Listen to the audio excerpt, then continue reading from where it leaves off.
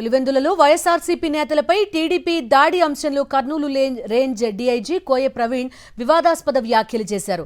వారి ఊళ్ళో కాకుండా పక్క గ్రామానికి వెళ్లి ప్రచారం చేస్తే ఇలానే జరుగుతుంది అంటూ డీఐజీ కోయ ప్రవీణ్ స్థాయి మర్చిపోయి మాట్లాడారు. సంఘటనా స్థలానికి తాము రాకపోతే వైఎస్ఆర్సీపీ నేతల తలకాయలు పగిలిపోయేవన్న డీఐజీ వ్యాఖ్యలకు మాజీ మంత్రి అంబటి రాంబాబు స్ట్రాంగ్ కౌంటర్ ఇచ్చారు. కోయ ప్రవీణ్ బాధ్యతారహితంగా వ్యాఖ్యలు చేశారని మండిపడ్డారు. కాకి చొక్కా వేసుకుని చంద్రబాబుకు కాళ్ల పూజ చేయొద్దని హితవు పలికారు. డీఐజీ పత్తి వ్యాపారాల గురించి కాకుండా శాంతి భద్రతల పరిరక్షణ చేపట్టాలని డిమాండ్ చేశారు అంబటి.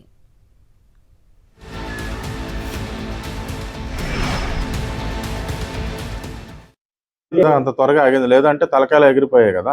మన వాళ్ళు ఉండబట్టి వచ్చి అక్కడికి వచ్చి విడదీసి ఎవరినాళ్ళని తీసి హాస్పిటల్ తరలించడం చేయబట్టే కదా ఎటువంటి ఆస్తి నష్టం ప్రాణ నష్టం, ఆస్తి నష్టం లిమిటెడ్గా జరిగింది, ప్రాణ నష్టం జరగకుండా బయటపడ్డారు.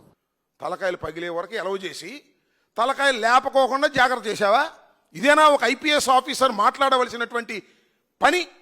ఇలాంటి తప్పుడు మాటలు మాట్లాడి చంద్రబాబు సంఖ కింద చేరి ఈ కోయ ప్రవీణ్ అనేటువంటి డిఐజీ ఐపీఎస్ ఆఫీసర్ ప్రవర్తిస్తూ ఉంటే ఇంకా లా అండ్ ఆర్డర్ ఏముంటుంది?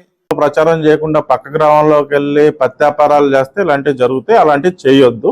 దానిపై మేము కఠినంగా వ్యవహరిస్తాం. పక్క గ్రామానికి వెళ్ళి పత్తి వ్యాపారం ఏంటని అంటాడు. ఎన్నికల్లో మా నాయకులు పక్క గ్రామం వెళ్ళి ప్రచారం చేస్తే అక్కడ గొడవ జరిగితే అక్కడ మా వాళ్ళ మీద కొట్టి చంపడానికి ప్రయత్నం చేస్తే మా వాళ్ళు అన్నాడు పక్క గ్రామానికి వెళ్ళి పత్తి వ్యాపారం ఏంటని. నాకు అర్థం కాల.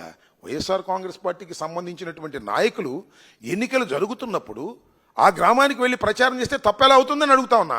Who are you to question that? మీరు అక్కడ రక్షణ ఇవ్వాల్సినటువంటి బాధ్యత ఉంది. అయ్యా కొయ్య ప్రవీణ్ గారు, మీరు కాకి బట్టలు వేసుకొని చంద్రబాబు కాళ్ళ పూజ చేయటానికి కాదు మీరున్నది. మీరు లా అండ్ ఆర్డర్ కాపాడటానికి, ఇలాంటి సంఘటనలు జరిగినప్పుడు తక్షణమే రియాక్ట్ కావడానికి మీకు ఆ హక్కులు ఉన్నాయి. మీరు అలా కారు. చంద్రబాబు నాయుడు గారు మోచేత నీళ్లు తాగేటటువంటి పరిస్థితికి మీరు దిగజారిపోయారు.